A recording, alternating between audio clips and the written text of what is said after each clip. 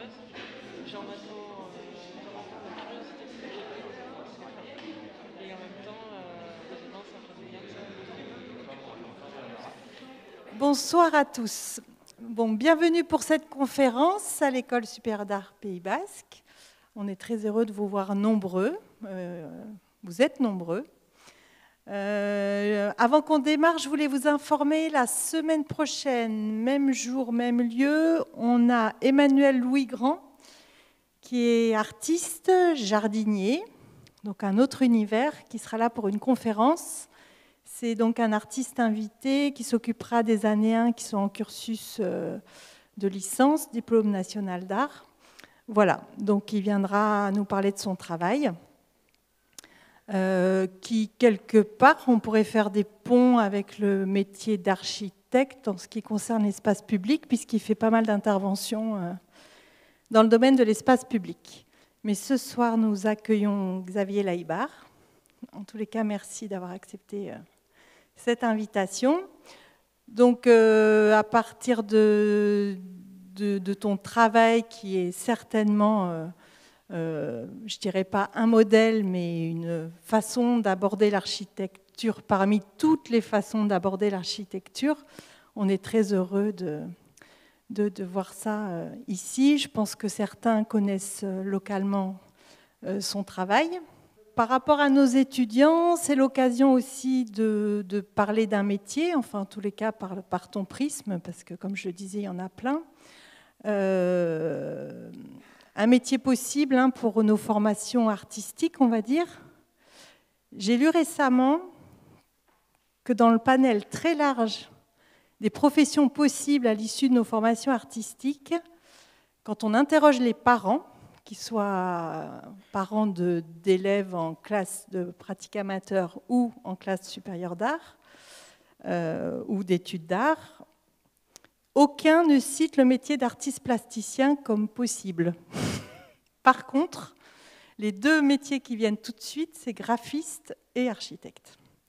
Alors, on se dit que c'est un métier peut-être plus raisonnable. Je ne suis pas sûre que ce soit un métier plus facile. Voilà. En tous les cas, ce qui est certain, je pense, et je l'ai compris plutôt récemment, c'est que les formations d'architecte ou les formations donc en école supérieure d'art sont très complètes, très riches et permettent beaucoup de possibles, et pas seulement avec cette espèce d'objectif peut-être un peu massif d'être soit artiste, soit architecte. Voilà, donc je vais passer la parole à Nathalie qui va faire une petite présentation plus précise. Nathalie qui est enseignante chez nous et architecte aussi. Bonsoir à tous. Xavier Laïbar, votre venue fait sens pour nous. Nous avons déjà eu la chance d'accueillir Christophe Hutin ou encore Jean-Louis Razzocchi, avec lesquels vous partagez des préoccupations communes. Et nous mesurons la place que vous occupez dans les réflexions comme de la production architecturale actuelle. Vous êtes étroitement lié à votre associé et ami, Jean-Marie Seignerin, rencontré lors de vos études à l'école d'architecture de Bordeaux. Ensemble, vous avez fondé votre agence en 1991, puis vous avez enchaîné les étapes, en revendiquant une progression pas à pas, et le fait que certains projets puissent constituer de vraies leçons. Aujourd'hui, votre agence est toujours implantée à Bayonne, mais également à Bordeaux, et vous œuvrez à présent à l'échelle nationale. La parole d'un architecte, et plus largement d'un concepteur, est particulièrement importante pour nos étudiants. Certains cherchent à s'orienter, et la majorité cherche à mieux appréhender les nombreux enjeux propres à la création dans notre époque, où tout semble s'accélérer. Nos étudiants en art et également ceux en design pourront retenir que vous parlez d'architecture à la façon d'un plasticien, tout en soulignant, et sans que ça ne s'oppose, l'énorme responsabilité sociale de l'architecte. Vous définissez l'architecture comme une discipline spécifique, singulière, et vous précisez qu'elle n'est pas pluridisciplinaire, mais transdisciplinaire. Elle est à la croisée des nombreux autres, elle est à la fois complète et nécessaire. L'architecture est faite pour l'humain, pour répondre à ses besoins. Elle sert des usages, des plus simples aux plus complexes, qui vont du plus noble au plus trivial. Mais au-delà de ça, elle nous permet de vivre des expériences d'espace qui deviennent le cadre d'expériences de vie. Mais vous nous rappelez qu'il est également question de poésie. Les espaces et les formes véhiculent du sens, mais aussi des ressentis. Ils possèdent, et je vous cite, une capacité à émouvoir. Toujours dans cette perception aiguë de ce qui est véhiculé, vous employez régulièrement le terme de vibration. L'architecture n'est pas que construction, elle va au-delà. Vos projets témoignent d'un langage plastique sobre, affirmé, qui associe retenue et déploiement. Un répertoire formel qui revendique des formes élémentaires au service d'une efficacité. Pas d'une efficacité telle qu'on l'entend trop souvent, qui serait synonyme d'une rapidité inappropriée, mais dans le sens d'une forme d'intégrité, d'éthique, une façon de se rapprocher d'une certaine pérennité. Se rapprocher d'une vérité, dépasser les lieux communs et les a priori, sont autant de questionnements que l'on retrouve dans votre travail. Chaque projet est une question, plus ou moins bien posée, à laquelle il faut répondre de façon la plus adaptée possible. L'architecte propose des réponses formelles qui sont porteuses de sens. Parmi ces logiques de pensée figurent les questions d'identité, de territoire, à ne pas réduire à du folklore, à du pastiche, à une démarche de copie qui se limiterait à une réflexion en surface. La question de l'architecture aujourd'hui au Pays Basque est une problématique en soi. Elle se limite régulièrement à du faux colombage, reniant la complexité de l'architecture locale et ne proposant que rarement une évolution cohérente des modèles existants. J'ai bientôt fini. Et pourtant, il s'agit bien de vivre avec notre temps, d'avancer, de donner une nouvelle dimension à nos paysages en nous appuyant sur leurs forces. Comment construire aujourd'hui? Qu'est-ce qui définit la couche propre à notre époque? Que signifie réellement le fait de respecter un modèle architectural et une identité locale? Votre identité basque, associée à votre volonté de toucher à une forme de vérité, vous a permis de développer des projets qui illustrent une façon de se tourner vers l'avenir et de ne pas céder à la facilité de l'imitation. L'observation, l'analyse, le fait de réinterroger, ou encore la grande importance accordée aux détails sont les voies que vous avez choisies. La contrainte qui devient support ou la liberté que l'on peut trouver dans ce que vous nommez les interstices du programme sont également des marqueurs forts de votre travail. Votre vision est également marquée par les questions de pédagogie, auprès de maîtres d'ouvrage auxquels il faut souvent démontrer la pertinence d'une idée, mais également auprès de vos étudiants. Voilà en quoi votre venue fait sens pour nous, pour ces nombreux sujets partagés, pour votre attention portée aux enjeux si nombreux qui traversent le travail de votre agence, pour le plaisir d'observer des séquences d'architecture et surtout pour nous rappeler l'importance de décaler le regard.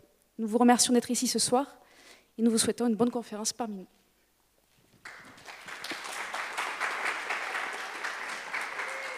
Merci Nathalie. Je voulais juste préciser qu'après la performance, car tu vas faire une performance, il y aura un temps pour des questions. Alors surtout, n'hésitez pas à formuler vos questions et à les poser après la conférence. Merci.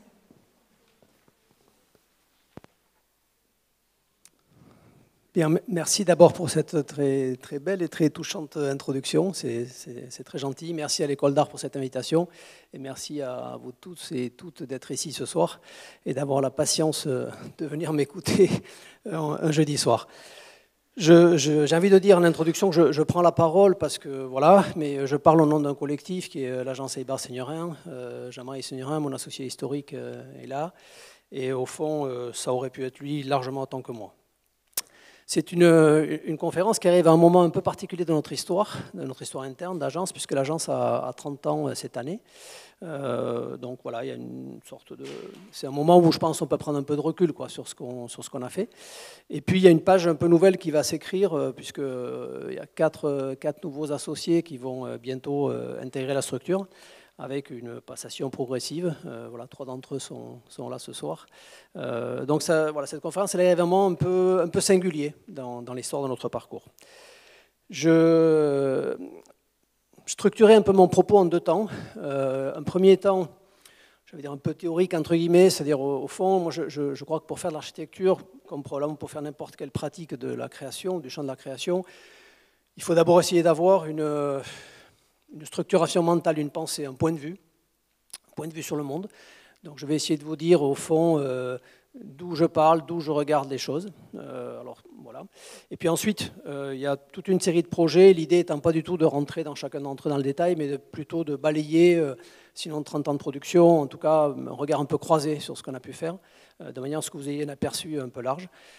Sentez-vous libre d'intervenir si vous le souhaitez. Voilà, je sais qu'il y a un temps d'échange à la fin, mais si, je sais pas, si vous voulez intervenir ou si vous en avez marre, à un moment donné, n'hésitez pas, vous levez la main, je peux écourter le propos sans difficulté.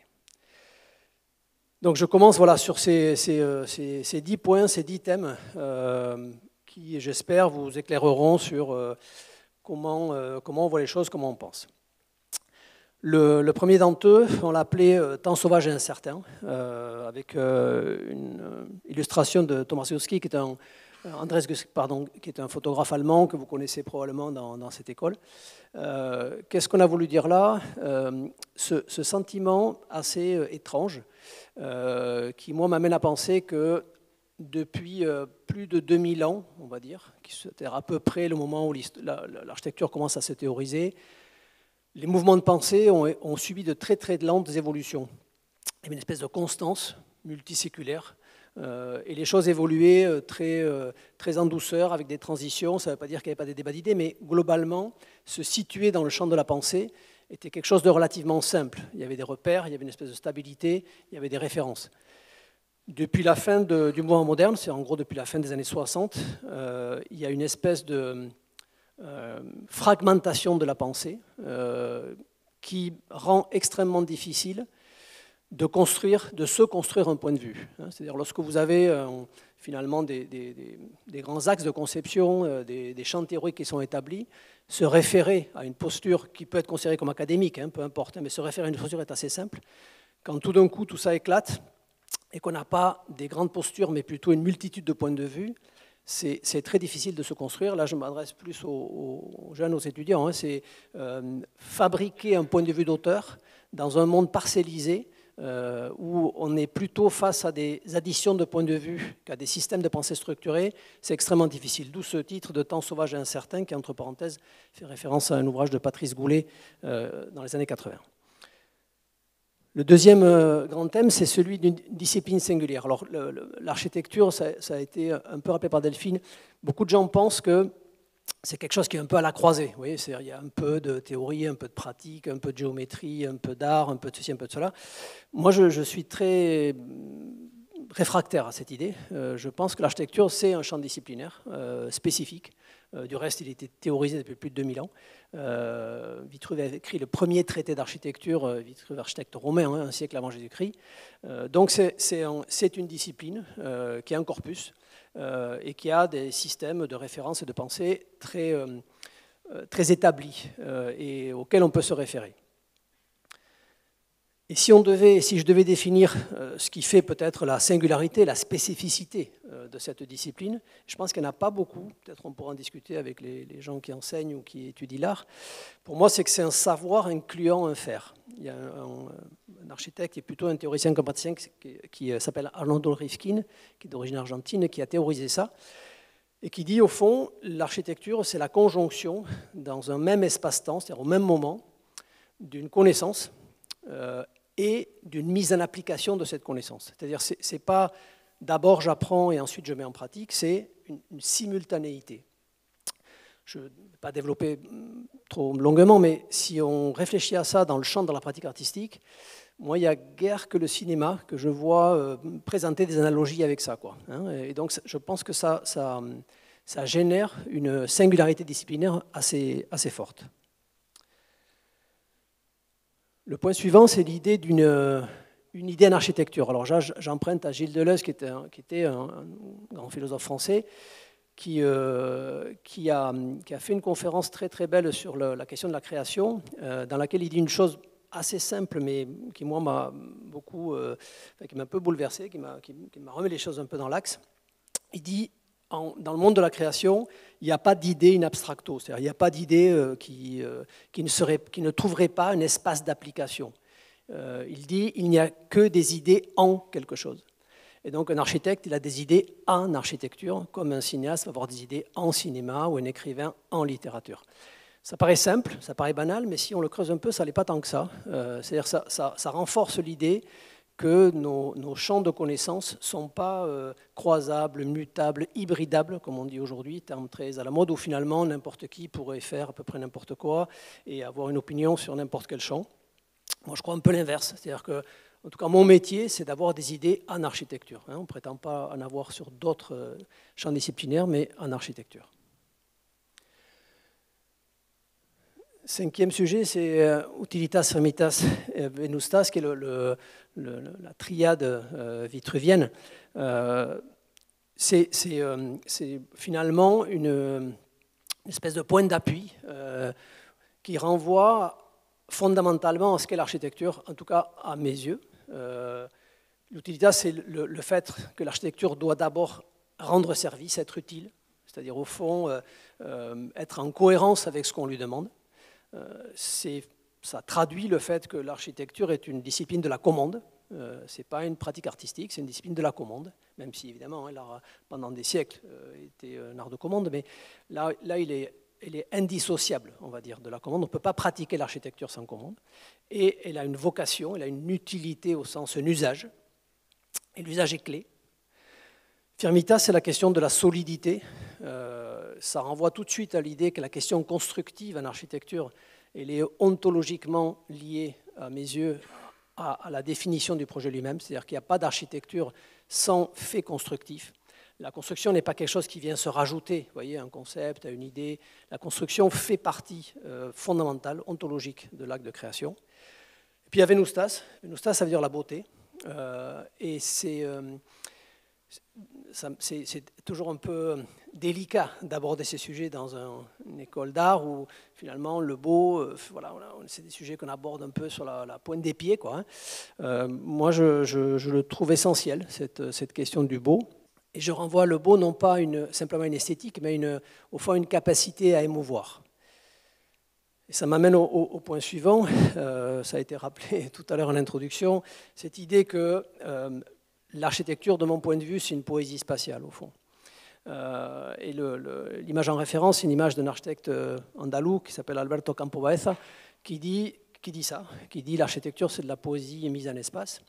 Mais il précise tout de suite derrière que c'est une poésie de la précision, c'est une poésie où finalement chaque mot est ciselé, résonne avec l'autre, fait sens.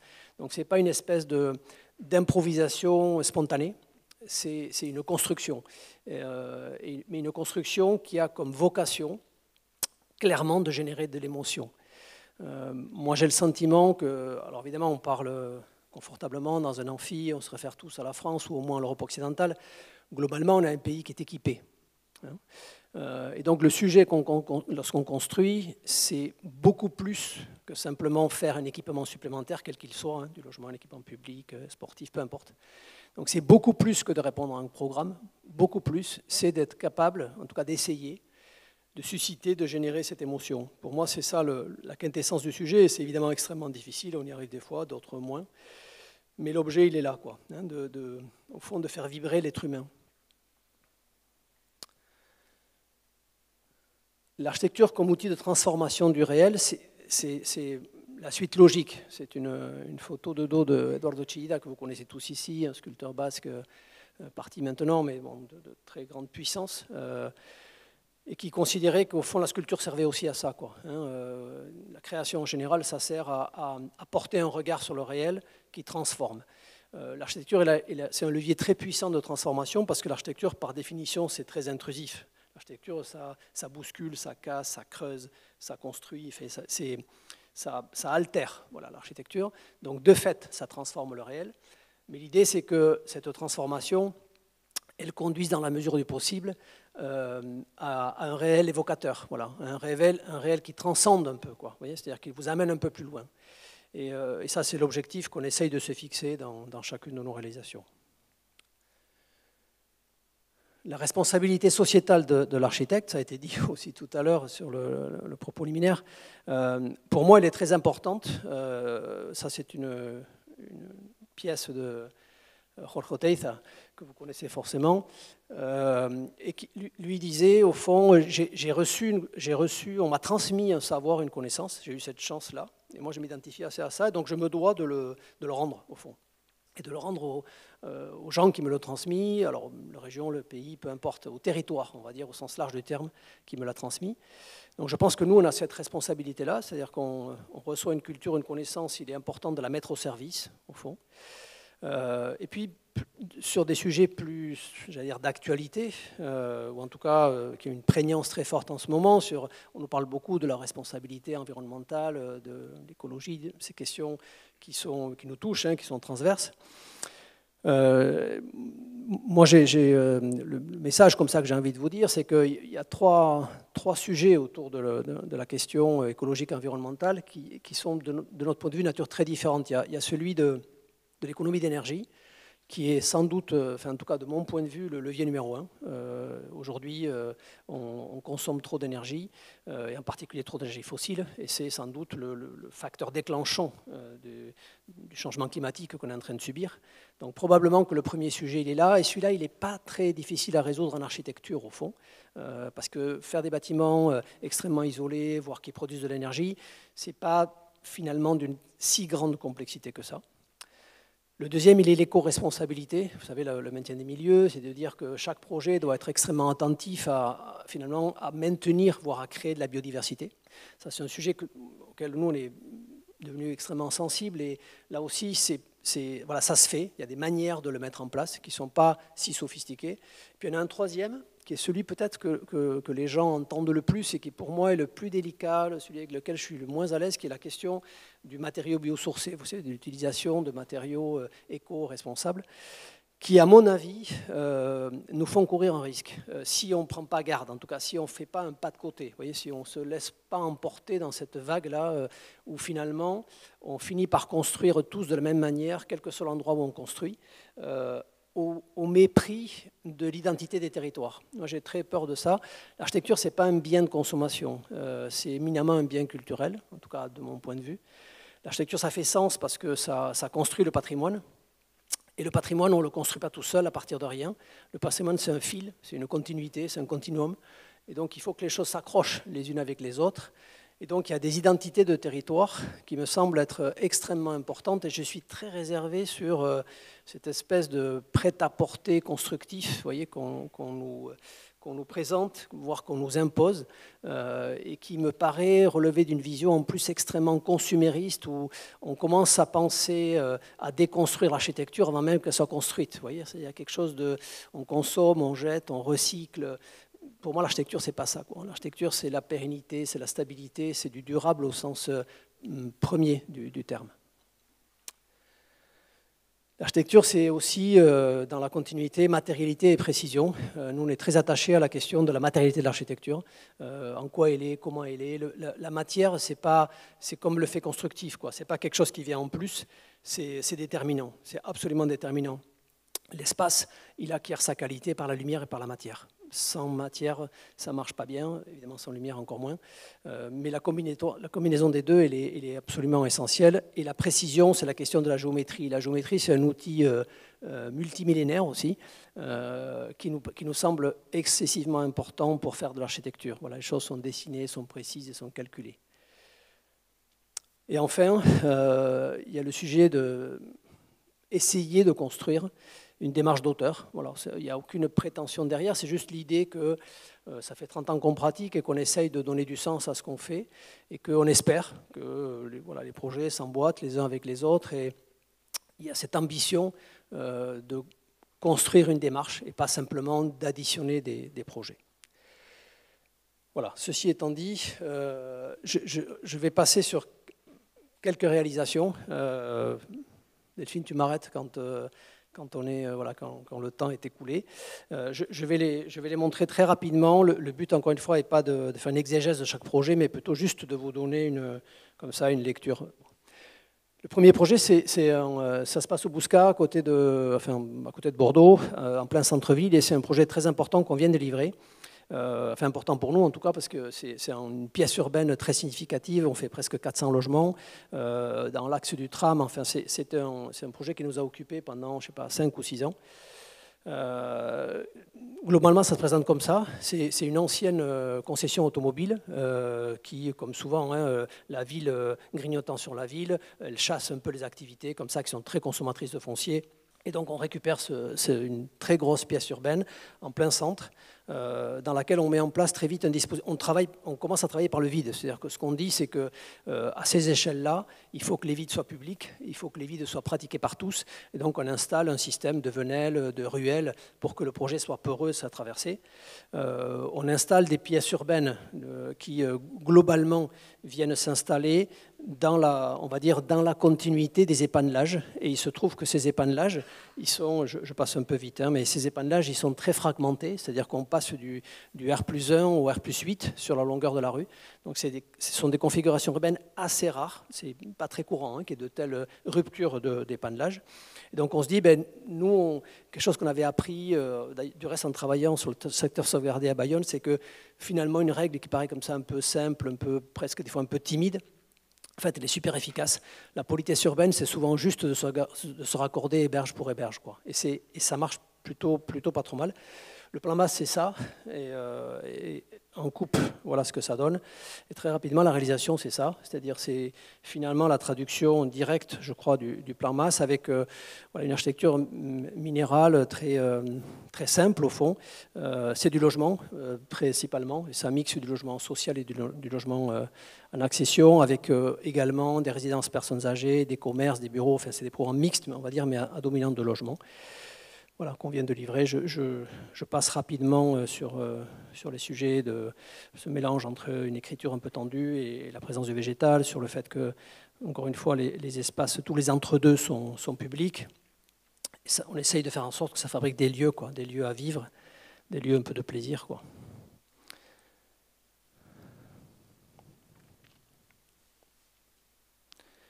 Voilà, dans ce dispositif, on a des modes d'habiter pas forcément si courant. Par exemple, on a des échoppes. L'échoppe, c'est une petite maison de ville bordelaise avec la pièce en plus. Vous voyez, dans un programme en plein centre où il y a une très grosse pression, où globalement on nous dit densité, densité, densité. On nous a dit finalement on peut être dense et bas. On verra tout à l'heure sur d'autres projets qu'on a aussi expérimenté ça. Et on a fait toute une série de petites maisons, d'échoppes, avec une pièce en plus, ce qui est assez rare dans l'architecture contemporaine. C'est un modèle historique du 19e à Bordeaux que presque plus personne ne le refaisait, et finalement qui a super bien marché. On a fait des logements de travail. C'est l'idée qu'à côté de son logement, on puisse avoir un espace de travail adressé sur la rue, au rez-de-chaussée, avec la possibilité pour le logement de venir capter la surface de travail si on va dire l'activité professionnelle venait à décroître un peu, ou à l'inverse, l'activité peut grignoter sur l'espace de vie si c'était nécessaire. On a fait des logements maison, c'est-à-dire que c'est l'idée que sur les parties les plus hautes du programme, les parties sommitales, on puisse avoir des vraies maisons, c'est-à-dire des logements où la surface extérieure égale la surface intérieure. Vous voyez, donc on a autant de terrasses que de surfaces habitables, ce qui n'est pas très courant non plus dans le logement collectif. Voilà, ça donne des choses comme ça.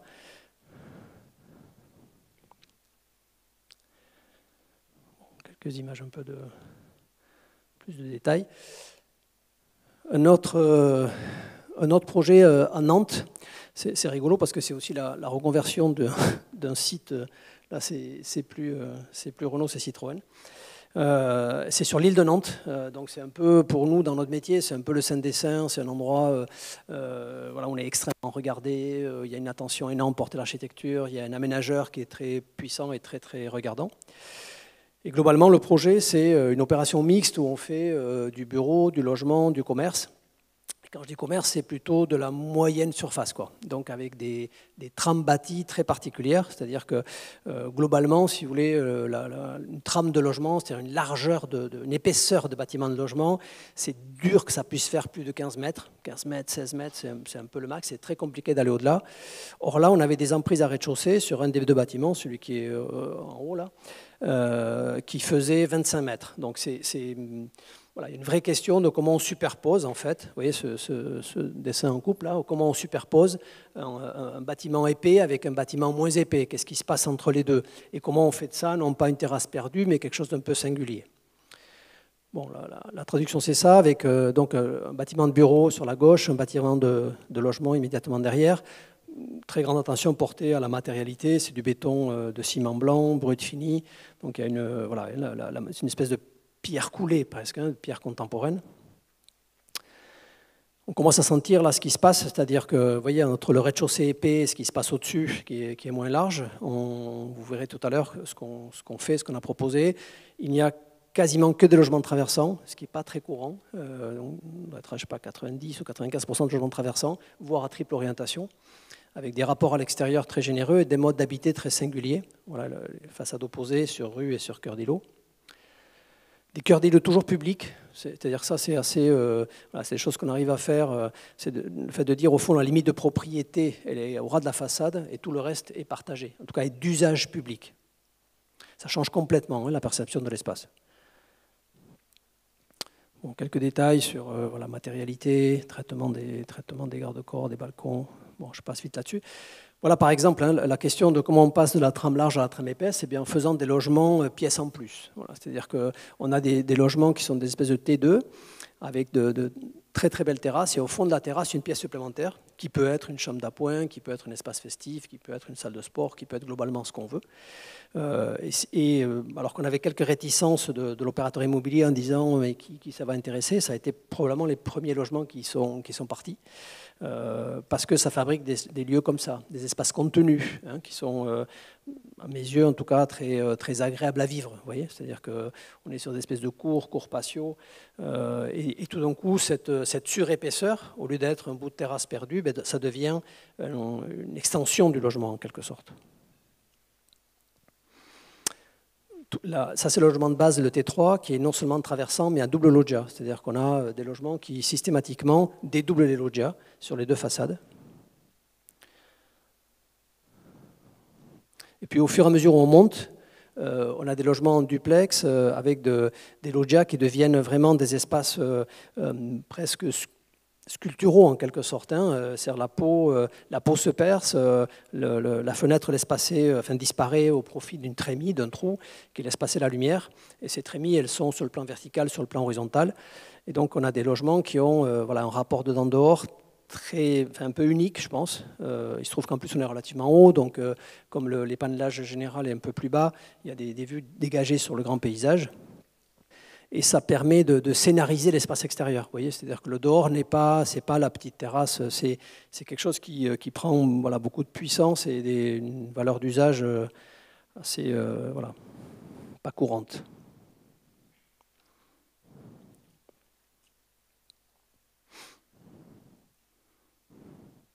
Le bâtiment de bureau, qui a un vocabulaire un peu différent, évidemment, c'est un autre usage. Bon, je passe rapidement.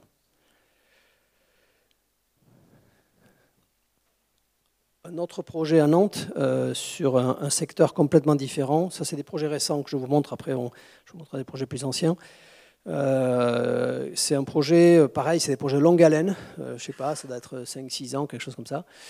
Mais qui a été super formateur pour nous parce que chaque fois qu'on se frotte à des sites historiques, on prend une leçon, quoi. C'est-à-dire, globalement, on ressort avec beaucoup d'humilité parce que c'est tellement dur de faire mieux que ce qui était déjà là, quoi. Tellement dur, mais tellement beau de s'y frotter. Et donc là, on est confronté à un patrimoine du début du 20e, fin 19e, début 20e, qui fait un angle de rue, c'est le petit bâtiment gris.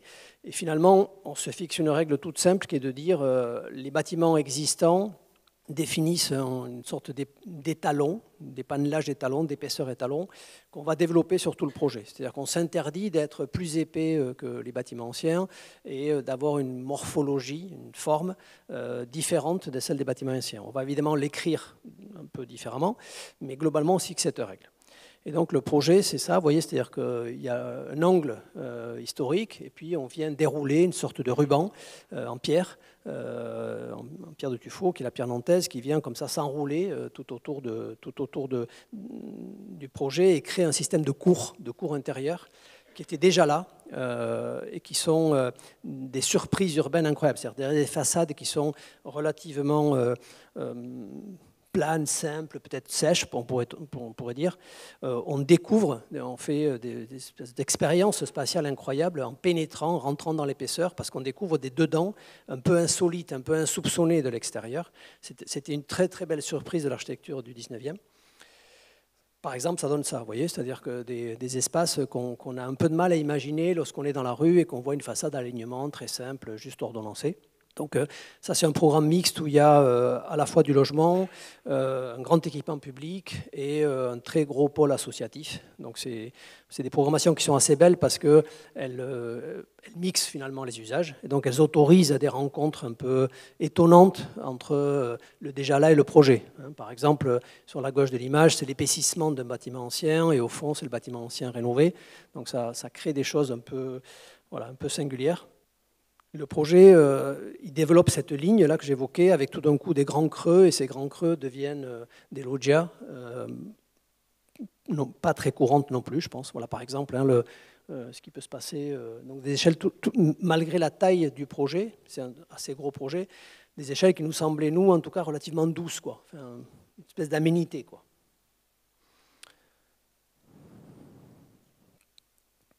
Le bâtiment restauré, l'extension, et puis des modes d'habiter pas si courants. C'est-à-dire, par exemple, on est en plein centre-ville et nous, on essaie de faire le pari avec l'opérateur immobilier, non sans mal. Hein. Je ne vous dis pas que tout ça se fait dans la plus grande facilité, etc. Mais bon, on y arrive, la preuve. On dit on va faire des T3 de 85 mètres carrés. C'est-à-dire qu'on ne va pas faire un T3 habituel, ça fait 60-65 mètres carrés. On dit que ce n'est pas possible. Il faut faire des T3 beaucoup plus grands parce qu'il y a des gens une catégorie de population qui va avoir envie de ça. Donc, par exemple, on fait des T3 qui font entre 82 et 85 mètres carrés et qui génèrent des espaces voilà, comme ça. Donc, ils sont tous à double orientation et à double loggia. J'ai oublié de dire que les bâtiments existants, ils font 13,50 mètres d'épaisseur.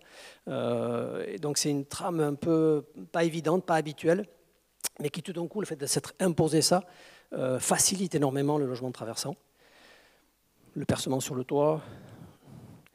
On a aussi fait le pari avec l'opérateur de faire de très très grands logements. Et 180 mètres carrés, c'est des choses qu'on ne voit pas très souvent. Et il n'y en a pas un ou deux, il y en a pas mal, hein, des logements comme ça. Donc c'est des programmations qui bougent un peu les lignes par rapport à ce qui peut peut-être se pratiquer habituellement. Voilà un autre exemple, vous voyez, pareil, 170 mètres carrés avec des grandes loggias. Je parle beaucoup de logement au début parce que je mesure à quel point cet enjeu est énorme au Pays Basque. Donc c'est une manière de dire, je pense qu'on peut faire des choses quoi, hein, dans le logement si on se donne la peine de se bagarrer un peu et si on a la chance aussi d'avoir des maîtres d'ouvrage qui ont envie d'aller chercher ça. Ça, c'est des extraits de la partie réhabilité, donc toujours le même projet. Donc je disais tout à l'heure, chaque fois qu'on met le doigt dans du patrimoine, on découvre des trucs incroyables et ça fabrique des espaces que franchement, je pense qu'on n'aurait pas été capable de concevoir, quoi.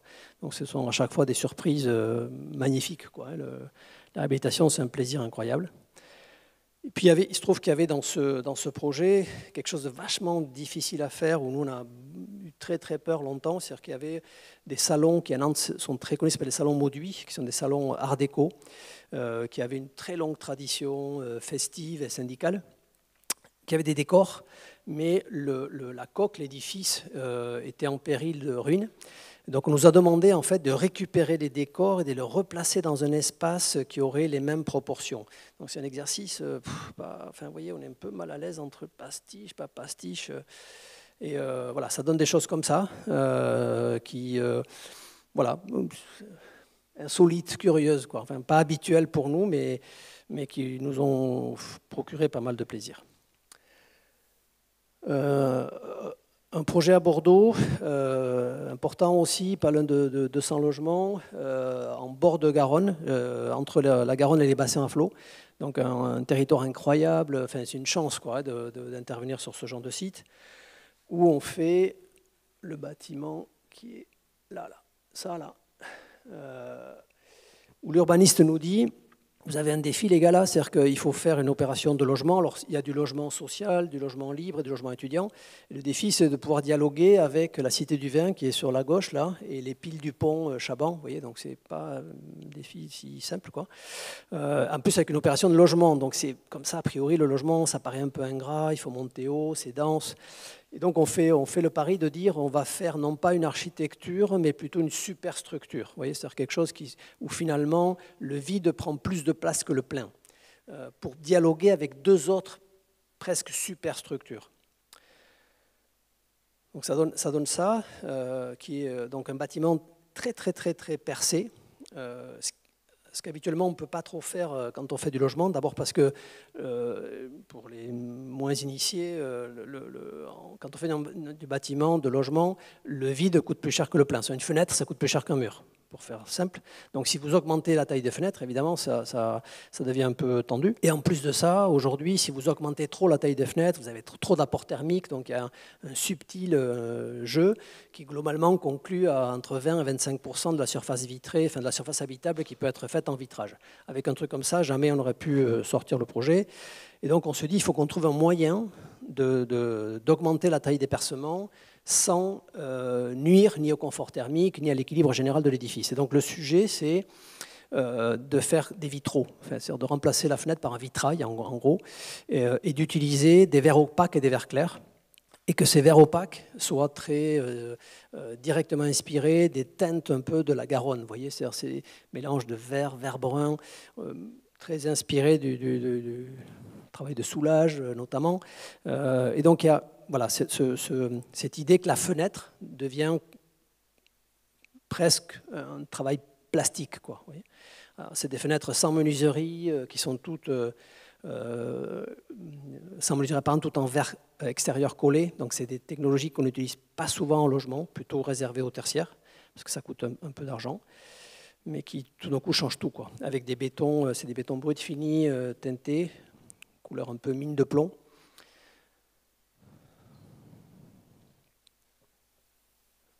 Une autre réalisation, toujours à Bordeaux, de l'autre côté de la Garonne, donc sur la rive droite. Le pont qui est en haut de l'image, là, c'est le pont de Pierre, pour ceux qui connaissent un peu Bordeaux, qui est le pont historique de Bordeaux. Et donc, on est très près du pont de Pierre et on doit faire un petit bâtiment, enfin, une quarantaine de logements, social, pour la filiale de la SNCF, qui nous dit... on va être au milieu d'une opération d'ensemble, on est le plus petit, mais on veut un bâtiment quand même qui existe, quoi, dans le paysage, qui soit un peu identifiable, un peu remarquable. On a la possibilité de faire, on a une petite emprise au sol, mais on peut monter assez haut, le PLU le permet. Donc on fait une espèce de petite aiguille, en quelque sorte, avec un socle, et on se dit, on est dans un endroit, pour ceux qui connaissent un peu la rive droite bordelaise, d'ailleurs ça pourrait être assez facilement assimilable à la rive droite bayonnaise, hein. Ce sont des endroits qui sont bien orientés par rapport au soleil et où les vues sont à 360, c'est-à-dire qu'en face on a la façade historique, mais derrière on a le coteau, et donc ça nous paraissait très important que les logements s'ouvrent sur le paysage dans une espèce de projection, vous voyez, c'est-à-dire comme dynamique. Souvent on est plutôt sur des espaces extérieurs contenus, hein, de type loggia, et là il y avait cette idée de le dedans se projette à l'extérieur. Et ça fabrique ça, c'est-à-dire un immeuble à plan rectangulaire où finalement les angles, tous les logements occupent des angles, donc ils sont tous bi-orientés, et le rapport à l'extérieur, c'est une espèce de languette comme ça qui vont chercher le lointain, qui vont chercher le paysage. Et ça fabrique, voilà, c'est avec des garde-corps pleins, donc c'est des espaces à vivre là aussi un peu insolites. C'est réalisé en béton préfa, donc il y a l'idée du calpinage. Tout à l'heure, je parlais de la géométrie, de la précision, de la mise en œuvre, avec juste des nez de plancher qui sont blancs, des verticales qui sont couleur cuir et des garde-corps vitrés. Bon, voilà ce que ça fabrique.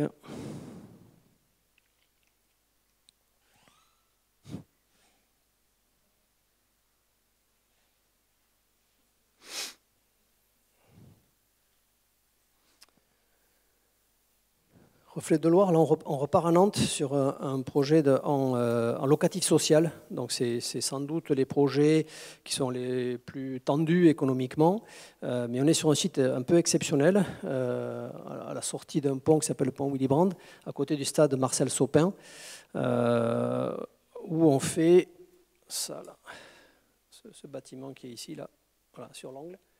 Où de nouveau on est confronté à l'idée de passer, vous voyez, d'une accroche avec une petite maison qui est à R+2 et on va tutoyer des tours qui elles sont à R+10 ou 11. Donc comment on arrive à faire un bâtiment d'angle qui fragmente comme ça les panelages, c'est-à-dire qui aide, qui participe, on va dire, à la construction de la ville.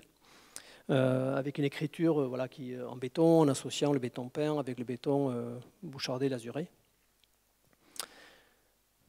Bon, voilà la silhouette quoi, hein, que ça génère.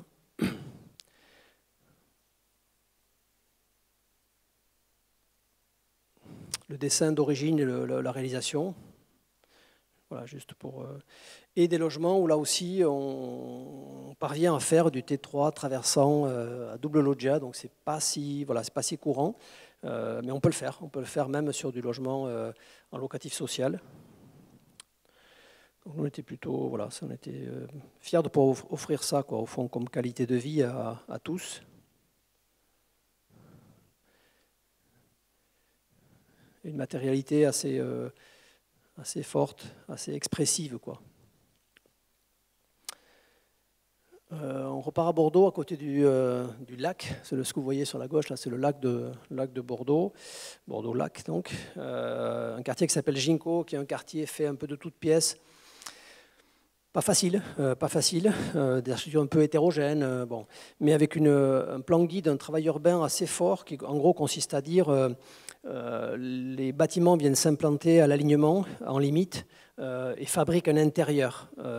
Et tout est habité, c'est-à-dire on habite jusqu'au rez-de-chaussée, la voiture elle arrive sous le socle, et au-dessus se met en place un jardin partagé. Et en plus, on fragmente, c'est-à-dire qu'il y a de l'habitat superposé et de l'habitat pratiquement individuel. Donc c'est une équation pas simple à résoudre.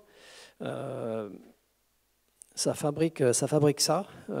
Donc un îlot, on va dire clos, avec des variations d'échelle qui mettent en place des modes d'habiter très contrastés. Mais c'est assez intéressant de mettre ça en place. Et on travaille sur béton gris, béton blanc et bois. Vous voyez, on est devant le tram, donc assez minéral. C'est 100% de logement social pour un bailleur social bordelais. Donc on peut aller chercher des matérialités quand même très expressives, très fortes, même pour des bailleurs sociaux, sans difficulté particulière. En plus, c'est un bâtiment qui est fait en conception-construction. Donc ce n'est pas forcément les schémas les plus simples pour nous, mais bon, voilà. Et vous voyez, on mixe du collectif relativement dense avec un habitat très horizontal, très individuel, et un cœur d'îlot.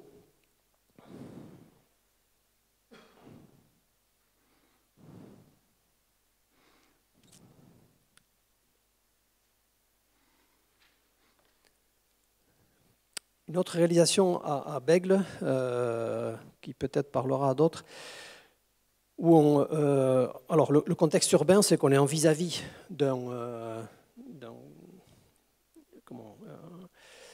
parking en superstructure, sur la gauche, là, ici, là, il y a un truc très dense, assez dur, et on est contigu presque. Hein.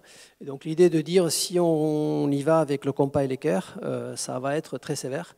Donc on regarde au fond, est-ce qu'un bâtiment de logement peut accepter une forme plus organique, être moins dans le je coupe, je découpe, je tranche.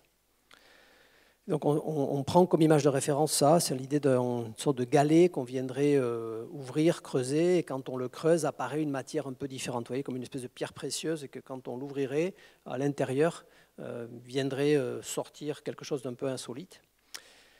Et globalement, ça donne ça, c'est-à-dire un bâtiment qui met en jeu la courbe, mais au fond, assez peu dans les espaces habités. Vous voyez, c'est-à-dire que ça n'interfère pas sur la possibilité de rendre habitables les pièces. Mais pour autant, ça fabrique une architecture un peu singulière. Et vous voyez ce qui se passe au fond, c'est le dialogue avec un parking en superstructure qui, évidemment, est un bâtiment orthonormé, beaucoup plus, on va dire, sec par son usage, par sa fonction, quoi. Et donc, c'est une espèce de galet blanc où le bois vient habiller l'intérieur de loggia pour fabriquer des espèces de cabanes. C'est du logement social aussi, du locatif social.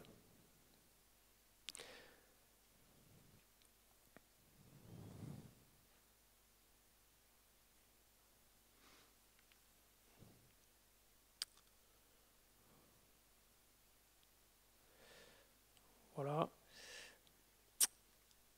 Dans la même veine, il y a un projet qu'on a fait à Bordeaux, dans une cité qui s'appelle le Grand Parc. C'était une première fois où on intervenait dans des secteurs urbains un peu tendus, un peu difficiles. C'est une cité de tours et de bars très, très sèche qui s'appelle le Grand Parc et où finalement aucun des logements ne dialogue avec la nature, quoi. Et donc la première obsession, c'est de dire on vitre beaucoup et on ouvre sur le parc. On fait vraiment des logements dans le parc. Donc ça donne cette architecture, on plante, très organique dans son expression, vous voyez, et avec voilà, des photos des logements. Ça, c'est aussi du locatif social, où finalement les logements sont en prise quoi, avec le paysage, avec la nature, ce qui n'était pas du tout. Vous voyez, on voit un peu sur la gauche de l'image quel est l'environnement urbain, quoi, hein. Peut-être je sais pas, peut-être je finirai par là, je ne sais pas où on en est là du timing, mais peut-être vous en avez marre d'ailleurs. Mais juste peut-être une dernière opération où je continue, si vous voulez, on fera un point, une pause après celle-là si vous souhaitez. C'est une très belle expérience pour nous parce que ça c'est toujours à Bordeaux et c'est une résidence intergénérationnelle. C'est-à-dire c'est une des premières fois où on peut discuter pied à pied et avec enthousiasme avec notre maître d'ouvrage sur le programme. Vous voyez, souvent on a des discussions d'architecture, d'économie, de gabarit, de ce qu'on veut, mais très rarement de contenu, de qu'est-ce qu'on fait et pour qui on le fait. Ces discussions qui sont plutôt réservées à la maîtrise d'ouvrage. Là, on ouvre en quelque sorte cet espace de discussion et de négociation et on s'interroge à cette question des aînés, quoi, des seniors, comment on les fait vivre, avec une question quand même cruciale quoi, en France. Et globalement, l'idée consiste à dire on va essayer de mixer ce qu'on appelle pudiquement des seniors, c'est-à-dire des anciens, avec des familles, et non pas avec des jeunes, parce que les modes de vie sont beaucoup trop contrastés. Et on va y ajouter un thème, qui est peut-être un thème fédérateur, qui est celui de la musique. C'est-à-dire qu'on va faire en sorte qu'il y ait dans la résidence des espaces pour jouer de la musique, apprendre la musique et transmettre la musique au sein de cette résidence. On va mixer au palier, c'est-à-dire sur chaque palier, il y a et des logements familiaux et des logements seniors. Et ça fabrique un ensemble très, très insolite à vivre. Alors là, on le montre comme une enveloppe, mais c'est beaucoup plus qu'une enveloppe. On part du principe que le T2 senior à Bordeaux, c'est-à-dire que ce n'est pas parce qu'on est senior qu'on n'a plus d'amis, ce n'est pas parce qu'on est senior qu'on ne reçoit plus ses petits-enfants ou ses enfants. Et comme c'est du logement social malgré tout, on fait des logements qui font tous, en minima, entre 50 et 55 mètres carrés, c'est-à-dire c'est un peu plus grand qu'un T2, un peu plus petit qu'un T3, pour que les loyers soient abordables. Et c'est des logements avec une pièce débrayable, qui peut être un bureau d'appoint, mais qui peut être une chambre d'appoint. C'est cette idée toute simple qu'on peut recevoir. Et à côté de ça, on fait des logements pour les familles, des T3, des T4, des triplex. Voilà. Et puis au milieu de ça, on vient insérer des espaces de musique, un peu au hasard de la résidence, entre guillemets, c'est-à-dire en bas, au milieu et en haut. Et ça fabrique un ensemble assez insolite, où finalement, en dilatant un peu les paliers, en mettant des bancs sur les halls d'entrée, eh bien, on facilite en tout cas la capacité d'échange, de lien, enfin des choses qui sont comme ça très banales dans le monde rural et qui ont presque disparu quoi, dans les métropoles. On essaye de refabriquer ça. Bon, voilà, je passe sur l'écriture architecturale, c'est peut-être moins le sujet.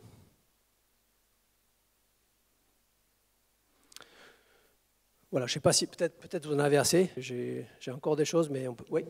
Non, mais c'est pas pour revenir en arrière. On a vu pas mal d'exemples bordelais et nantais. Est-ce qu'on pourrait avoir des exemples basques? Alors, je crois qu'il y en a un ou deux. Je peux aller direct dessus. On intervient peu ici, pas parce qu'on ne veut pas intervenir, mais parce qu'on nous sollicite assez peu ici.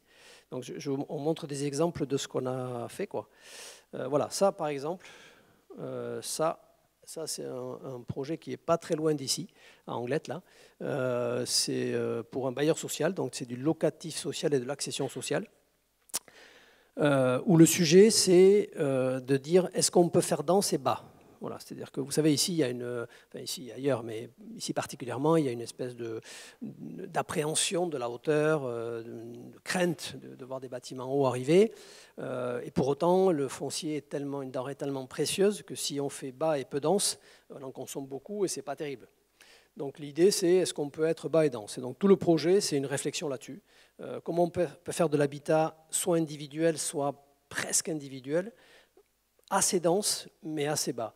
Et ça fabrique ça, vous voyez, c'est-à-dire des logements collectifs très peu épais, donc systématiquement des logements traversants avec une échelle que nous on trouve assez douce, on va dire, et on va chercher des entre-deux, c'est-à-dire on essaie de trouver la bonne interdistance pour que ça ne fabrique pas du vis-à-vis gênant, mais que malgré tout, voilà, on arrive à un niveau de densité acceptable. Voilà, par exemple, hein, donc ça c'est c'est pas loin quoi, d'ici, donc ça c'est Pays Basque, et on le transpose aussi sur l'individuel. Vous voyez, on a des maisons individuelles accolées en bande.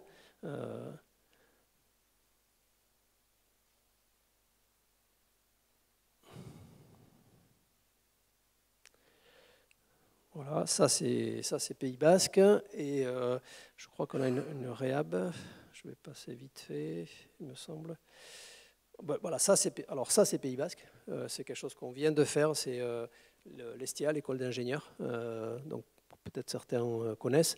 Qui est au fond l'idée de, c'est une topographie habitée en quelque sorte. Hein, c'est-à-dire que c'est un bâtiment qui vient s'insérer sur les limites strictes de la parcelle. C'est-à-dire quand on fait le programme, on se rend compte que globalement, il faut occuper toute la parcelle, sinon on ne rentre pas le projet, quoi.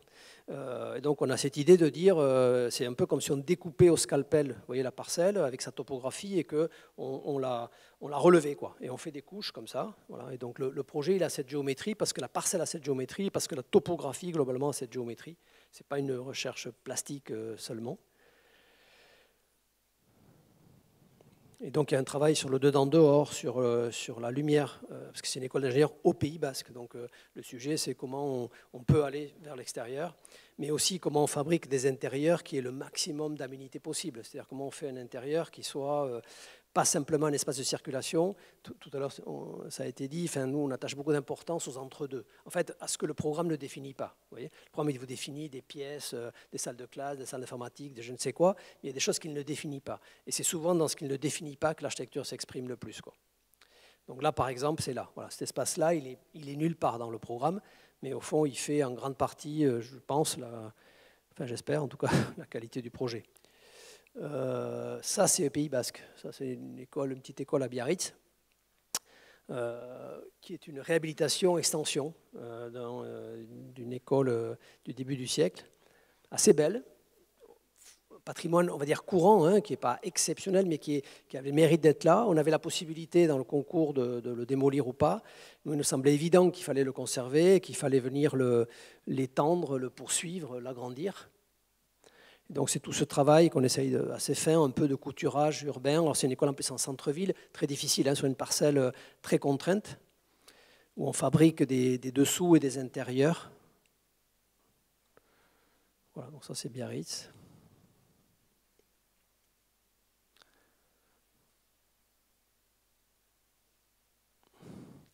Ça c'est Saint-Pierre-des-Rubes. C'est un collège. Au sujet de la minéralité, pareil, de l'entre-deux. Il y a beaucoup de thèmes communs, hein, l'espace contenu. Une cour, c'est un espace contenu. Et les cours aussi, ils ne sont pas très qualifiés en général programmatiquement. Les préaux, qui sont considérés comme des espaces un peu génériques et qui fabriquent, enfin, si on sait les dessiner, ça devient des lieux assez étonnants.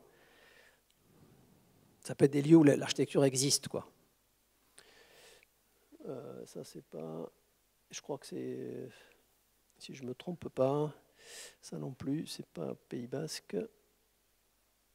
Peut-être le dernier, je ne me souviens plus. Voilà, ça c'est Bayonne. Bâtiment ancien, ça fait, je ne sais plus, 10 ans, peut-être plus, 15 ans.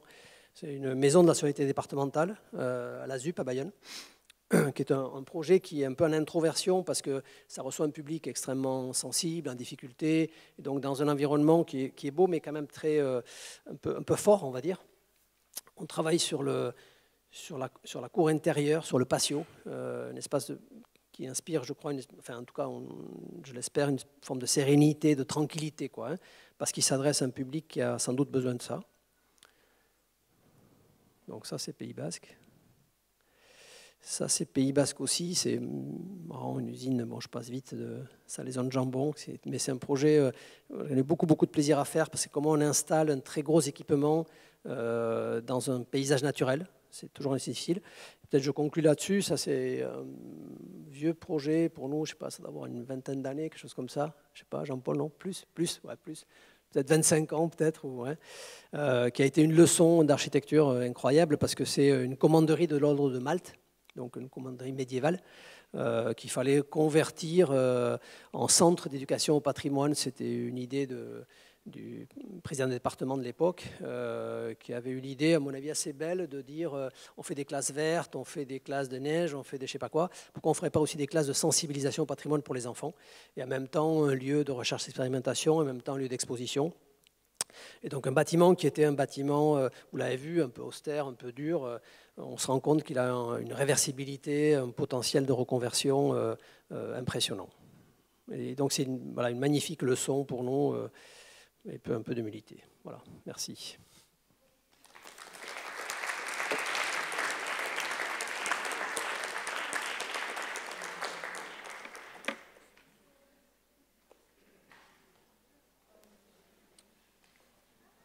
On va utiliser le micro pour les questions, c'est pour l'enregistrement.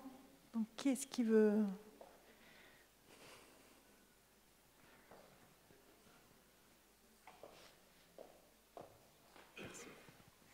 Moi, c'était une question sur la... Au début, tu as mentionné la responsabilité sociétale de l'architecte et tu n'as pas parlé du choix du projet. Parce que finalement, tu ne peux pas faire n'importe quel projet en tant qu'architecte. Il y a certains projets que tu es obligé de refuser, j'imagine, et tu n'en as pas parlé. Ouais, c'est une bonne question. C'est moins le choix du projet que la nature de la relation, la maîtrise d'ouvrage. Vous voyez, c'est-à-dire que je ne pense pas qu'il y ait une programmation qu'on ne ferait pas a priori. En revanche, effectivement, il nous est arrivé, hélas souvent, de considérer que les conditions n'étaient pas réunies pour pouvoir faire ce qui nous semblait opportun de faire. Alors c'est très difficile, hein, parce qu'on a un métier à haut risque, très tendu, on est toujours sur le fil, enfin c'est loin d'être simple. Mais pour nous, c'est fondamental. C'est une des raisons pour lesquelles l'agence a fait l'effort peut-être d'aller chercher des territoires qui ne sont pas des territoires de proximité. Ce que je vous ai montré là, il y a des projets qu'on n'a pas montrés, mais on en a à Lyon, on en a à Montpellier, on en a à Rennes, on en a à Paris. C'est dur, quoi. Vous voyez, c'est-à-dire que c'est beaucoup de déplacements, c'est un effort énorme, en plus on suit nos chantiers. Donc ça ne se fait pas sans mal, quoi. Mais une des raisons pour lesquelles on a fait ça, c'est précisément pour ne pas subir. Voilà, pour nous, c'était absolument essentiel de ne pas subir la commande, de ne pas faire des choses qu'on n'avait pas envie de faire, quoi. Et donc on a raisonné un peu à l'envers. On s'est dit, on va aller sur les territoires où il y a un désir, quoi, d'architecture, et on va essayer de se bagarrer pour être présent sur ces territoires. Ce qui, je le dis au passage, c'est extrêmement compliqué de faire ça à partir du Pays Basque, hein. On est quand même perçu en France comme, vous voyez, le truc là-bas, en bas à gauche, où finalement, il ne se passe pas grand-chose, ils sont gentils, il fait beau, ils font du surf, mais bon, pour le reste, bof, quoi, hein. Donc c'est pas, voilà, c'est un combat, hein, c'est un vrai combat. Donc voilà.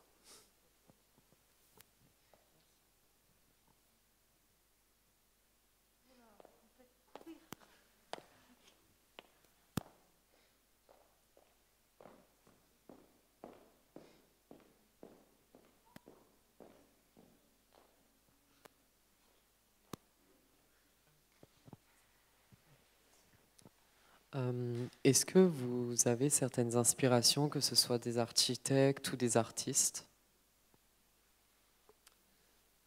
Alors, enfin, oui, bien sûr,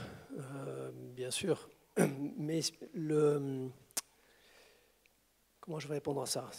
Avant de chercher une référence formelle, vous voyez, ce qu'on a essayé de mettre en place, c'est ce que j'ai présenté au début, vous voyez, qui est plutôt une construction de la pensée, vous voyez.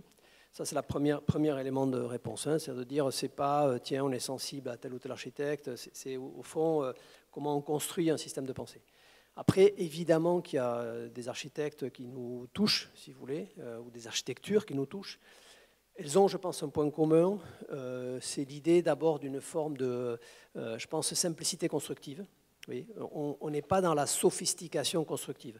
On aime bien la précision de la géométrie, on aime bien une tentative d'élégance et de poésie, mais sans sophistication. Pour le dire d'une formule simple que vous allez comprendre tout de suite, on est plus du sud que du nord. Voyez, on n'est pas très techno, on n'est pas très inspiré par le monde anglo-saxon. On va être plus proche des architectures issues de l'Espagne, de l'Italie, du Portugal. Voilà. Donc c'est le premier élément. Le deuxième, c'est qu'on aime bien les architectures qui, d'une certaine manière, établissent du lien, du dialogue avec leur territoire. C'est-à-dire qu'on n'est pas très exogène, on est plutôt endogène. Vous voyez, on va plutôt chercher des choses qui résonnent avec un existant, avec un déjà là, ou en tout cas qui tentent de le faire. Après, on peut apprécier qu'on y parvient plus ou moins, mais l'idée générale, c'est celle-là. Vous voyez, c'est de dire simplicité, résonance avec le déjà là. Le mot que moi j'aime bien, c'est justesse. Vous voyez, moi, les choses qui me touchent, c'est quand on se dit c'est juste, quoi. Voilà, c'est là, ça devait être là, et c'est bien là. Je ne sais pas si j'ai répondu complètement à votre question, mais... Et j'ai une autre question, je peux? Vous avez dit que vous allez vous installer donc nationalement. Et est-ce que vous comptez dans le futur vous installer internationalement? Et si oui, dans quel pays? J'imagine plus du Sud, pour le coup. Alors, je pense que nous, on est un peu vieux pour aller tenter l'aventure internationale là. Donc déjà sur l'aventure nationale, voilà, c'est pas super simple. Les jeunes qui poussent derrière, peut-être qu'ils auront envie d'aller se frotter à l'international. Non, c'est très difficile. Pour répondre très sérieusement à votre question, je pense qu'aujourd'hui, travailler à l'international sans être à Paris, c'est en France, c'est sinon impossible, en tout cas très difficile. Voilà. Nous, on a fait le choix de rester en région. On s'est posé la question à un moment donné de dire la France est un pays ultra centralisé. Enfin, je ne sais pas si je compare avec l'Espagne, l'Italie, l'Allemagne, voyez, où on peut très facilement sortir du cadre, en tout cas régional, donc à minima national, voire international, sans être dans la capitale. En France, c'est très difficile. Donc je pense que pour faire ça, le pas à franchir, c'est de dire l'agence, elle n'est pas à Bayonne, elle n'est pas à Bordeaux, elle est à Paris, quoi. Et peut-être là, mais moi aujourd'hui, je n'ai pas super envie et pas super l'énergie pour faire ça, quoi. Du coup, j'ai vu que vos architectures, elles étaient très monochromes. Est-ce que vous avez beaucoup de contraintes au niveau des couleurs Non, enfin, non, on n'a pas spécialement des contraintes, mais peut-être que nous-mêmes, on se met un certain frein, c'est-à-dire que la polychromie en architecture, sur les enveloppes, c'est-à-dire qu'on peut discuter différemment sur le dedans, mais sur le dehors, c'est très difficile.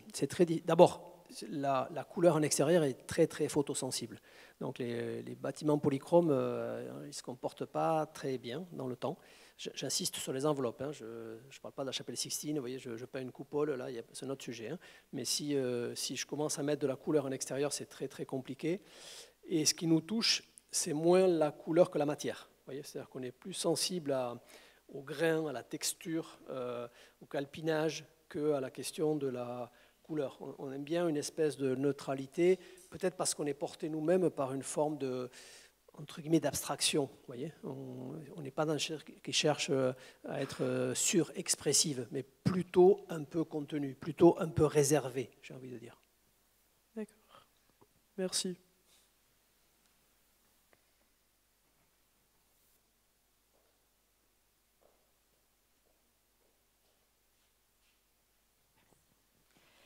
Je travaille comme architecte, mais côté maîtrise d'ouvrage. Donc voilà, j'œuvre à fabriquer des programmes et à donner les meilleures conditions possibles pour que les architectes puissent venir après s'exprimer. Si vous aviez un message à nous faire passer, j'ai bien entendu l'idée des interstices qui permettent de s'exprimer et voilà, de garder des marges de manœuvre voilà, et de ne pas tout forcément...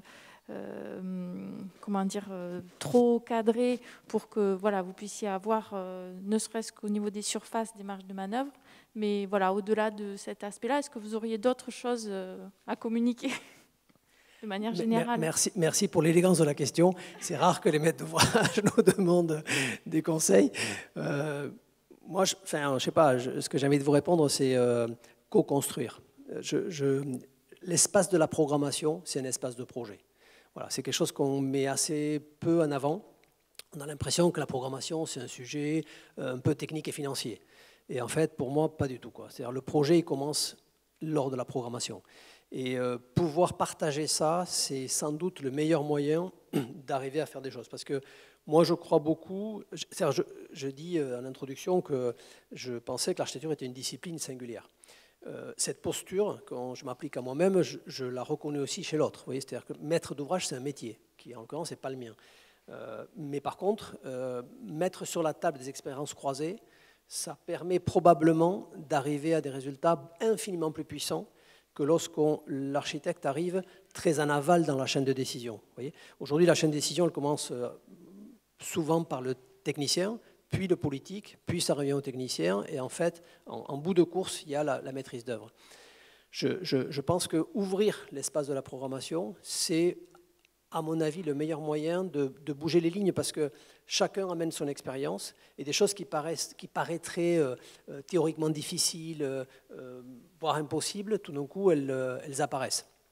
Si je prends l'exemple je l'ai passé très très vite parce que je voyais le temps tourner, mais sur la résidence intergénérationnelle dont j'ai parlé, ça paraît tout bête de dire on met ensemble des seniors et des familles. Ça paraît tout bête, mais c'était la première fois en France que ça se faisait. Oui, c'est un truc, voilà. On se dit, mais enfin, c'est une évidence. Ouais, enfin, c'est une évidence, mais c'est une évidence qui n'avait jamais été testée, quoi. Est-ce que c'est une évidence de mixer au palier et de dire que sur tous les paliers, au lieu de raisonner sur un rapport Chab-SDP, ça vous parlera sans doute, vous voyez, très étendu, on se donne un tout petit peu de mou sur ce rapport pour qu'à l'échelle du palier, il y ait systématiquement un banc et une étagère. À quoi sert le banc? Il sert à ce que la mamie et le papy, lorsqu'ils arrivent, ils peuvent s'asseoir, ils peuvent poser un sac. L'étagère, elle sert à partager un bouquin, à partager un message avec son voisin, quoi. Vous voyez, un truc tout simple, tout bête, quoi. Mais ça, nous, on le vit parce d'abord, on visite les résidences qu'on construit, la maîtrise, et si on arrive en dialogue avec les maîtrises d'ouvrage à dire on peut le faire sans sortir de l'épure, parce que par ailleurs, on va rationaliser, on évitera d'avoir, les typos vont se plomber, donc on va optimiser d'autres choses, on se crée des espaces, on se crée des territoires des possibles. Et c'est tellement dur de faire de l'architecture, enfin, vous savez ça largement aussi bien que moi, ça se joue à tellement peu de choses que très souvent les choses arrivent, elles sont corsetées parce qu'on a un a priori, parce que la techno-structure est passée par là et vous voyez, il y a une espèce de peur, on fonctionne tous un peu par itération, on reproduit ce qu'on connaît. Le seul moyen de sortir de ça, c'est de partager les expériences et de se mettre un peu en danger. Je mets ça entre guillemets, mais vous voyez, bouger un peu les lignes. Tout seul, on a du mal à le faire. Ensemble, je pense que c'est possible. En tout cas, nous, les plus belles expériences qu'on a pu faire, c'est celle-là. Le projet Désiré Colombe à Nantes, le truc qu'on vient s'accrocher au patrimoine. Vous voyez, par exemple, le montage, y compris le montage financier du projet, on a été inclus. Si je vous raconte une anecdote, par exemple, la collectivité, en l'occurrence la ville de Nantes, lance un concours pour la partie réhabilitation du patrimoine ancien et dit on aimerait bien quand même que vous nous disiez comment vous verriez les logements qui vont accompagner ce programme public. Donc ces logements, global pour la faire courte, payent le programme public. En gros, la charge foncière sur la partie privée paye le programme public. Donc on répond, il se trouve qu'on gagne, et on nous dit finalement votre projet c'est indissociable. On ne peut pas vous faire le programme public sans le programme privé. Et donc, on se dit, maintenant, on va chercher un opérateur immobilier pour le faire. Et nous, le maître d'ouvrage nous met de l'autre côté de la barrière, c'est-à-dire qu'on devient, on fait partie du jury du choix de notre maître d'ouvrage. Un truc complètement insolite, a priori, on se dit, ça ne peut pas marcher. Eh bien, si, ça marche, quoi. Vous voyez, et donc, on co-construit et on commence à rediscuter avec le maître d'ouvrage des choix de typo. Vous voyez, je vous ai dit, on a des T3 de 85 mètres carrés. Dit comme ça, il n'y a pas un promoteur en France qui fait ça, quoi. Vous voyez, et bien, finalement, on les fait et ils se vendent super bien. Enfin, voilà, et ainsi de suite. Donc, c'est, en résumé, ouvrir l'espace de la programmation. Le projet, il commence là, quoi. L'espace de l'invention, il est beaucoup là, quoi. Mais peu de gens le disent. Du coup, moi, je me demandais, est-ce qu'il y a une marge de manœuvre entre certes, la construction commence, mais est-ce qu'à un moment donné, il y a possibilité de se rendre compte d'une énorme bêtise et de se dire, finalement, ça ne va pas être du vert, ça va être du plein. Enfin, ou c'est impossible? C'est compliqué, ça. Ouais. C'est compliqué. C'est compliqué. L'architecture, c'est une pratique de la création à très forte inertie. Ce n'est pas une toile, ce n'est pas une sculpture, c'est des choses qui ont une inertie incroyable, quoi. La durée moyenne de chacun des projets que je vous ai montrés, c'est 5 ans. Vous voyez, c'est pas la rénovation d'une boutique. Vous voyez, ça se fait pas en 3 mois, quoi. C'est à peu près 5 ans, quelquefois plus, quoi. Donc il y a une espèce de densité, beaucoup d'inertie. Donc c'est dur de bouger les choses en permanence. On est tout le temps un peu quand même dans l'anticipation. Alors ça ne veut pas dire qu'il n'y a pas des ajustements qui s'opèrent, hein, mais c'est difficile. Alors lorsque le chantier est engagé, ça devient impossible, mais très très compliqué, et encore plus maintenant. Vous voyez, si j'avais fait une réponse il y a 20 ans, avec un contexte économique un peu plus détendu, on va dire, peut-être c'était jouable. Aujourd'hui, les projets, ils passent à l'euro près, c'est économiquement toujours très juste, donc les adaptations sont honnêtement à la marge. Donc ça suppose anticipation, tout à l'heure je disais précision, géométrie, réflexion, vous voyez, c'est-à-dire que c'est pas, on ne fait pas de l'architecture avec légèreté. On peut le faire de manière enjouée, quoi, hein, mais c'est quand même plutôt une discipline où vous voyez, du labeur, quoi. Je crois qu'il y a une demoiselle. Oui, merci.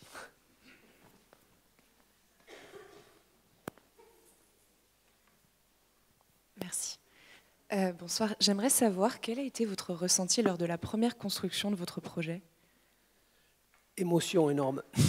C'est magnifique. Mais encore aujourd'hui, hein, c'est super émouvant. C'est magique, quoi. Pour moi, c'est à chaque fois qu'on livre un projet, moi j'en ai les larmes aux yeux, quoi. C'est magique, quoi. C'est magique. Se promener dans l'espace qu'on a conçu, c'est une sensation sublime, quoi. Sublime. Je disais là, c'est de labeur, c'est dur, c'est long. Ok, quoi. Mais la joie que ça procure, elle est proportionnelle à la difficulté de l'exercice, quoi, si vous voulez. C'est très très beau alors c'est très beau quand on y va.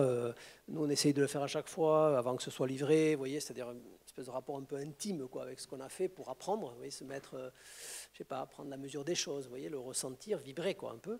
Et c'est aussi très très beau lorsque c'est habité. Vous voyez, c'est-à-dire ça, c'est absolument magique lorsque c'est habité, et si vous sentez que ça a permis d'améliorer le quotidien des gens, c'est juste fabuleux, quoi. C'est vrai que c'est un très bel accomplissement en soi, je trouve aussi.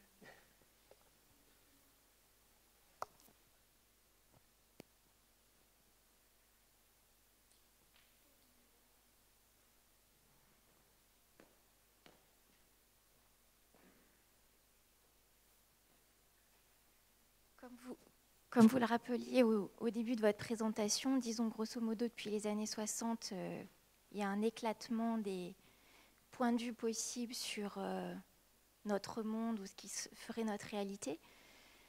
Et là, en vous écoutant, la question que je me posais, et je suis vraiment très ignorante en architecture, mais est-ce que le terme utopie, qui a été beaucoup utilisé, il me semble, justement dans les années 60, 70, peut-être jusqu'aux années 80, est encore utilisé dans les discours qui sont produits par les architectes, entre les architectes, les discussions menées, ou est-ce que ça a complètement disparu du paysage verbal ou peut-être même d'un imaginaire politique de transformation de la société?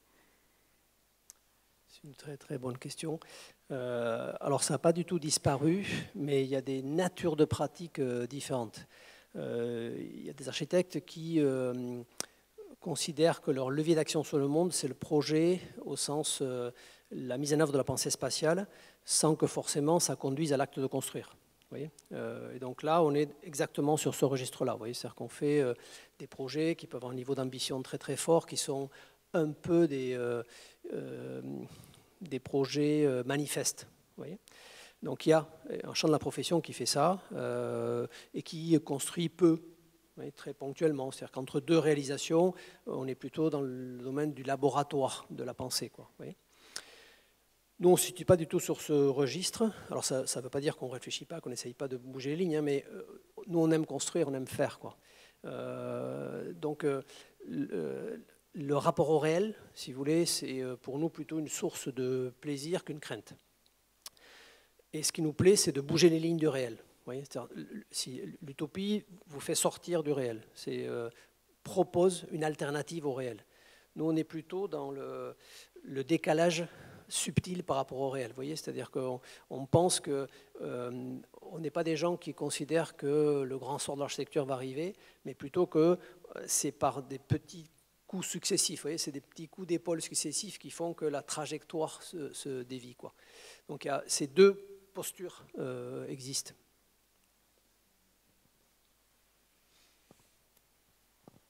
Bon, Béranger, pardon.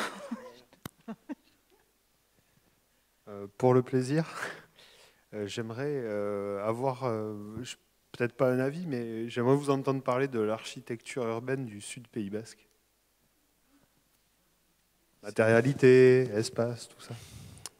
Bon, c'est une question un peu large, quoi. C'est-à-dire que c'est pas la même en Navarre qu'en Guipuscoa. Vous voyez, donc c'est difficile de répondre à cette question comme ça. On va se passer sur Irun comme ça. C'est pas une question piège, c'est. Non, c'est que je cherche.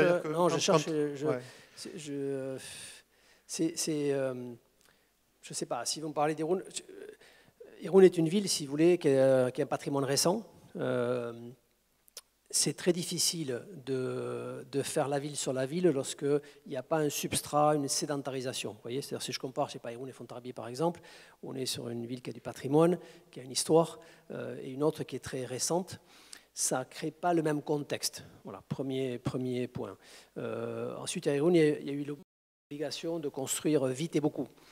En France, on n'a pas beaucoup de leçons à donner là-dessus, vous voyez, c'est-à-dire qu'ils ont fait les mêmes, un peu les mêmes erreurs, peut-être entre guillemets, qu'on a pu faire. Et peut-être enfin, il y a le sujet à Irun, alors au Pays Basque en général, et peut-être je pourrais presque le rapporter à une grande partie de la péninsule ibérique. Ils attachent peut-être plus d'importance à l'espace public qu'à l'édifice. Vous voyez, en France, on inverse un peu les valeurs. En France, l'espace public, il est pas très qualifié, vous voyez, hors des grandes métropoles, hein, où c'est devenu un enjeu politique. Pour le reste, vous voyez, on investit dans l'espace public et on le fait de manière très timide, il n'y a pas beaucoup d'ambition. De l'autre côté, c'est l'inverse. C'est-à-dire l'espace public, c'est l'espace du partage, c'est l'espace du vivre ensemble, et là on met les moyens. L'édifice, on va dire, il accompagne l'espace public. Donc il est sans doute moins fort, il est moins puissant, quoi, hein.